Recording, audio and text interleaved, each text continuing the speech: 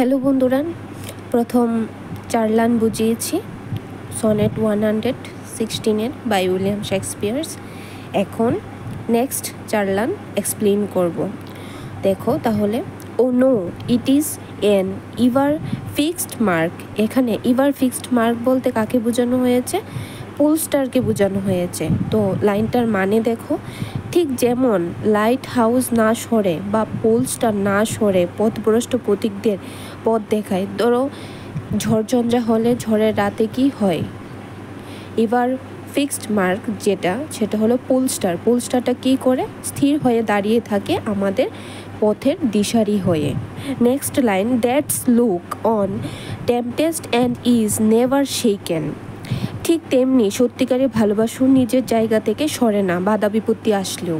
ঠিক তেমনিও কোনো বাধা বিপদই সত্যিকারের ভালোবাসার কাছে মাথা নত করে না। It is the star to every wandering bark. Polestar সর্বদা এক জায়গায় স্থির থাকে, সেটা বোঝানো হয়েছে। Whose worth's unknown although his height be taken. পোলস্টারের হাইট মাপা যেতে পারে কিন্তু দূরত্ব মাপা যায় না। ঠিক তেমনি সত্যিকারের ভালোবাসাও কোনোদিনও বাধা বিপত্তি আমাদের মানে না। এখানে কি বলেছে? It is the star to every wandering bark. Polestar কি হয়? পোলস্টারের হাইটটা আমরা উঁচুতে মাপতে পারি কিন্তু এর গুরুত্ব কিন্তু মাপতে পারি না। Next time, whose worth's unknown although his height be taken.